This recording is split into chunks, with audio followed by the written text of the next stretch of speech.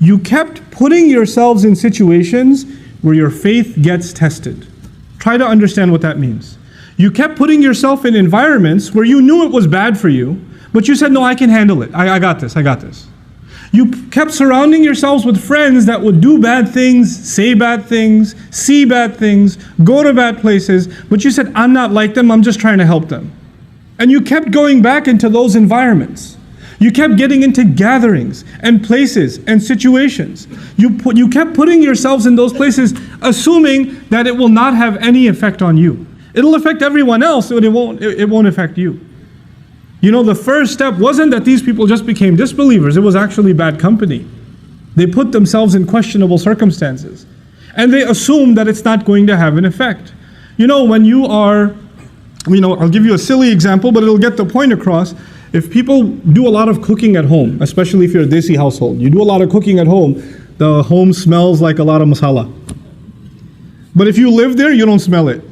When somebody else walks in, especially if an Arab walks into your house, they feel like they're in some contaminated zone. It hits them really hard. But a couple of hours later, they're like, it's just oxygen now.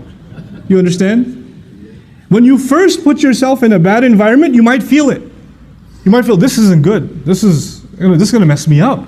I don't think I should be here. Your heart will feel uncomfortable. But if you keep putting yourself in that situation over and over and over and over again, guess what? It doesn't bother you anymore. Somebody who smells, stands next to a smoker for the first time is coughing and their eyes are burning. But if they start smoking themselves a year later, that just becomes their oxygen. They can't even breathe normally without smoking. It changes them altogether. The first problem was you surrounded yourselves in a bad environment. فَتَنْتُمْ أَنفُسَكُمْ. What was the second problem? The second problem was وَتَرَبَّصْتُمْ. You kept procrastinating. Now what does that mean? That means you realized it's bad, and you also realized in your own conscience, I should change, but you told yourself, I'll change pretty soon, inshallah. I'm going to change. I know I have to change. I know this is bad. Just one more week, and I'm going to be a different person. Man, just this semester, I got these messed up friends right now, and I can't really make them upset, so I'm going to keep hanging out with them. But next semester, I'm totally doing a different schedule. I'm not going to be around these guys anymore. But let me just write out this semester. Just this one more month, I'm doing this. Just this one more weekend, just this one or two more party, just one or two more drinks. That you keep telling yourself just a little bit more, little bit more, little bit more, and then people tell my favorite one, Ramadan is right around the corner. It's just 10 more months, 11 more months. Once Ramadan comes, man, I'll be totally different. And I plan to go to Hajj. Once I go to Hajj, you watch, I'm going to be a different person. But until then, just make dua for me. Tarabbastum. You didn't want to make a change today, right now. You assumed, not only are you putting yourselves in a bad environment, you're not ready to make a transformation right now. It's too much for you to be asked. You'd rather just stick it out. You'd rather just enjoy a little bit more. This is what tarabbastum. But you know what? And you assumed, by the way, this also has an assumption. The first assumption was it doesn't affect you. It doesn't have an impact on you, but it does. Something really bad becomes normal to you over time. You get desensitized. What is the effect of tarabbus, of holding off and holding off and holding off? Actually, you assume that you can put the brakes on at any time. And you can walk away from all of it whenever you want. I'm not addicted. I don't need this. I'm not hooked on it. I could just walk away whenever I feel like. The truth of it is, that's not the case. The longer you stay, the more addicted you become, and the more impossible you feel, it's impossible for you to get out of it. You're completely immersed. You're completely drowned. And you don't even know anymore what it is to be outside of this environment. And then you start telling yourself, it's too late for me. And when that happens, a guilt sets in. The guilt sets in that I'm pretty messed up. Man, I've been doing sins. I've been in this bad environment. I should have made tawbah a long time ago, but it's too late for me. And nobody likes to feel bad. Nobody likes to feel guilty. And then shaitan comes and says, why do you feel guilty? You don't have to feel guilty. The only thing that's making you feel guilty is this Islam thing. Islam says this is haram and that's a sin and that's a sin and you can't do this and you can't say that and you can't go there. Islam keeps making you feel bad, man. I want you to feel good. How true is Islam anyway? And now the thoughts start running in this person's mind, a man or a woman. Why am I even following Islam? It seems like it just wants me not to be happy. I just want to live my life, man. I just want to be free. I just want to be able to do what I want. I just want to be able to hang out with my friends. I'm not so sure about the Qur'an anyway. How do we even know there is a God? How do we even know? What's this hadith business? I mean, how do we even know it's authentic? And so you have this young man or woman, this Zainab, this Ali, this Fatima, this Abdullah, this Kareem, these beautiful names, and now they're starting to ask questions about, I'm not so sure about this Islam. I don't know. I have doubts. I have serious doubts. And these are not PhDs in philosophy, nor do they have exhaustive education in Islamic history where they studied it and they started developing doubts. No, no, no. They were in a bad environment. They didn't change themselves. That is the process. I've talked to hundreds of these people that literally live this ayah. They live this ayah. And then they get to a point where they have doubts. But their doubts have nothing to do with logic or reason. As a matter of fact, when you answer one doubt, they go to the next doubt. When you answer that one, they go to the next one. When you answer that one, you go to the next one. Then you say, hold on a second. So how long ago did you start ending up in questionable kinds of company? And then the truth starts coming out. وَارْتَبْتُمْ. The very next words are, you fell into doubt. You started doubting. You know what doubt will do? It'll let you off the hook. You'll be able to say to yourself, well, it's not really absolutely the truth anyway, so I shouldn't feel bad that I don't follow it. I shouldn't feel bad. And now once those doubts settle in, and you hide behind those doubts, and continue to justify your life of procrastination and putting yourself in fitna, once you get to that point, then two things are taken away from you. The desire for Jannah is taken away. The desire for making Allah happy is taken away. The desire to have that light that will make you run and get to that destination, you don't even have that in this world. The person who desires to seek that success with Allah, Allah will give them that in this world. But that desire is gone now. You have doubts about it. And the fear of hell is gone. Those two things are gone. Your fears are gone, and your hopes and aspirations in Allah and the akhirah are gone. The afterlife is nothing to you. The afterlife means nothing. If somebody even brings up heaven and hell, it's a joke to you. Well, if you take away heaven and hell, if you take away the motivation to end up in the reward of Allah, or get away from the punishment of Allah on Judgment Day, well, the only motivation you're going to have left are things that are left in this world, isn't it? You have nothing left in the next life. So the only thing to look forward to are stuff that's left in this life. And this life will be money, it'll be fame, it'll be leisure, it'll be pleasure, it'll be material things. That's all you ever think about, that's all you ever care about, that's all you ever want to know about, that's the only thing that ever interests you, that's the only thing you make efforts towards, because you think all of these things are going to bring you happiness. They'll bring you contentment. So the next words are, وَغَرَّتْكُمُ الْأَمَانِيُّ. False hopes deceived you. You had false hopes that some kind of worldly thing will bring you happiness, and you ran after it. You gave all of your life to it. And you would think that this will bring you what you're looking for, and you get to it. Like people wanting to see, people nowadays obsessed with the next movie that comes out, the next toy, the next device that comes out, right? Lines for the new Star Wars longer than passports for Hajj, Why? Because you need to go see it. If you don't see it, how does your life have any purpose? Your life means nothing if you didn't see it opening night. And so you have to see it. And by the way, hoping that this will bring you some kind of fulfillment that you haven't found anywhere else. And people walk out of it and say, that was pretty awesome. And then they're bored again. Like, what do I do now? Maybe I could go see it again. And then go see it again. They're like, well, not as exciting the first time, but still pretty cool. You keep looking for something more to fulfill you. Because the thing that will completely fulfill you, the pleasure of Allah, is no longer there. That desire is no longer there. وَغَرَّتْكُمُ الْأَمَانِيُّ حَتَّى جَاءَ أَمْرُ اللَّهِ. Until the decision of Allah came. This was your life. This, according to the believers, is a summary of a person's life that lost their faith. They started just with putting themselves in a questionable environment, and from there, it's a downward spiral. Automatically, the next thing is you start getting hooked on it, you put off, and then later on you start developing doubts, and from there, the only thing you ever work towards is worldly, lustful, material gain, material desires. وَغَرَّكُمْ بِاللَّهِ الْغَرُورِ. And then Allah says, the ultimate deceiver. Gharur is mubalagha. The incredible deceiver was successful in deceiving you. This is what the believers say to the munafiqun on the other side of the wall.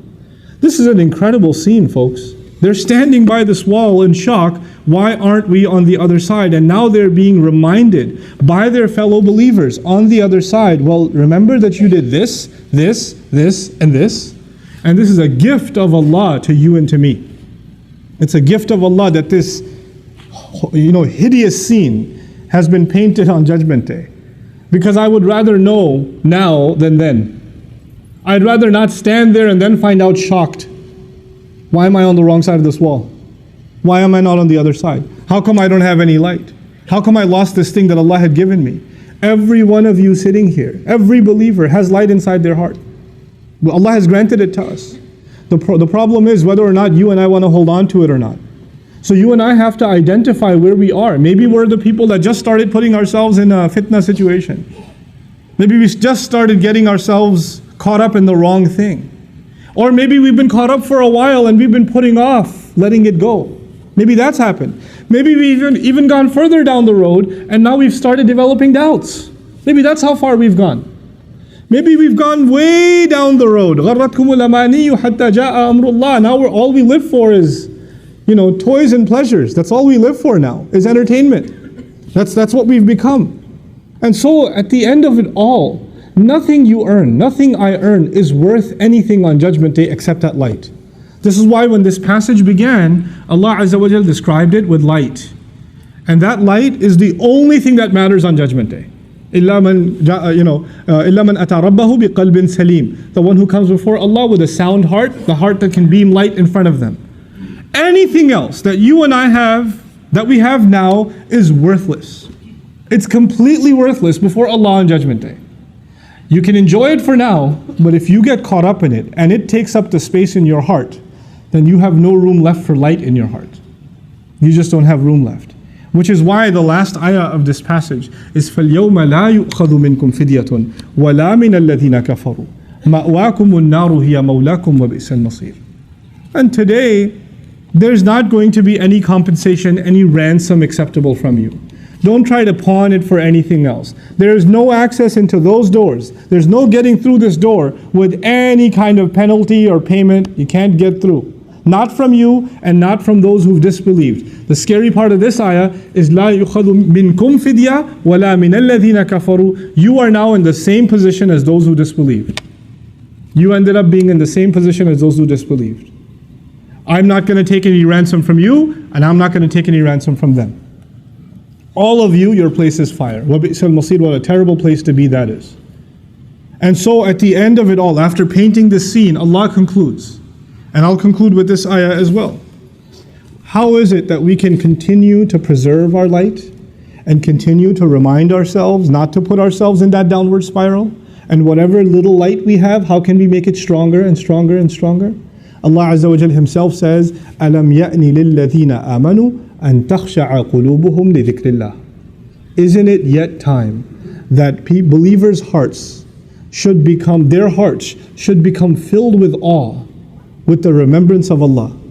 Truly remembering Allah will bring awe into the hearts. And the more your hearts remember Allah, because Allah Himself is Nuru Samawati wal Ard, Allah is the light of the skies and the earth. The more Allah is in your heart, the more light is inside your heart. You understand? So He says, remember Allah. And then He says, how do you remember Allah? This is called ataf bayan in Arabic. وَمَا نَزَلَ مِنَ الْحَقِّ. And they should be filled with awe because of what came down from the truth. Because of the revelation, because of the Qur'an. Ponder over the Qur'an, remember Allah through the Qur'an. Weep when you recite the ayat of Qur'an. Think about what they mean to you, the gift that Allah has given you, because not only is Allah the light of the skies and the earth, the Qur'an itself is also described as light in the Qur'an. فَآمِنُوا بِاللَّهِ وَرَسُولِهِ وَالنُّورِ الَّذِي أَنزَلْنَا. Believe in Allah and His Messenger and the light that we sent down. Qur'an itself is called light. Qur'an itself is called light. And so the amount of time you spend with the book of Allah, for your own personal benefit, when you sit and recite it and ponder over it, and you think about what Allah, your master, is saying to you, that is going to fill your heart with light. And there's no more, greater a treasure in your life than that light.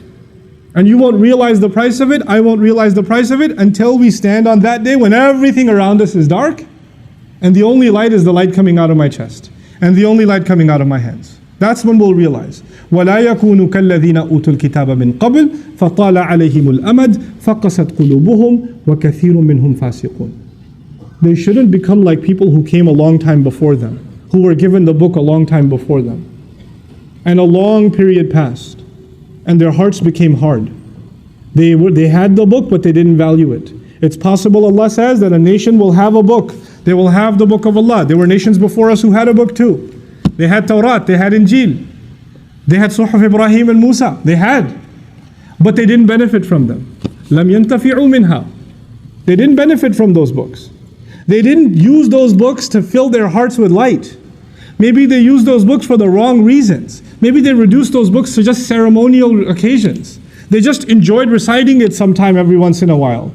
You know, that's all it became to them. Or maybe at some wedding gathering they can play some Qur'an, and that's all Qur'an became. But Qur'an was not there to soften their hearts anymore. And this is the tragedy of history. People did not benefit from the word of Allah that came to soften hearts, preparing humanity for standing before Allah on Judgment Day. That's our responsibility now. That's on you and that's on me. This is why وَلَا يَكُونُوا كَالَّذِينَ أُوتُوا الْكِتَابَ مِنْ قَبْلِ فَطَالَ عَلَيْهِمُ الْأَمَدُ فَقَسَتْ قُلُوبُهُم. So their hearts became hard. Their hearts became hard. When the heart becomes hard, there's no light inside left. It's not going to give you anything on Judgment. وَكَثِيرٌ مِّنْهُمْ فَاسِقُونَ. Most of them are corrupt. Many of them are corrupt. Allah Azza wa Jal is now in these few ayat painting one of the most important realities, depicting one of the most important realities in the life of a believer. The Iman you and I have is not something we can hold on to. This light that we have been given is not something that's guaranteed. It's not. Just because you have it now and you feel secure, if somebody says salam to you, means they're Muslim, you say wa alaykum as-salam wa rahmatullahi wa barakatuh, they're both Muslims, they're believers to each other. We assume that we all have the light of faith inside our hearts. But according to these ayat, some people will stand up on Judgment Day and be shocked, I thought I was with you, and you're not. So we better realize that it's not automatic. It's not guaranteed. It's something you personally will have to make efforts for. I personally will have to make efforts for. And your Iman will not help me, and my Iman will not help you on Judgment Day. We're all going to be caring about ourselves, our own light. Irji'u wara'akum faltamisu nura. Go back, find your own light. Right now we can cooperate with each other. And right now we can strengthen each other's Iman. But on that day, there's not going to be any help. May Allah Azza wa Jal make us of those who preserve the light in our hearts. May Allah Azza wa Jal make us of those who are not on the wrong side of that wall. Protect us and our families and our loved ones from nifaq. May Allah keep our hearts from becoming hard. And may Allah Azza wa Jal make us of those who continually internalize the word of Allah, allowing our hearts to soften and to be filled with light. Barakallahu li wa lakum fil Qur'an al-Hakim wa nafa'ani wa iyyakum bil ayati wa dhikr al-Hakim.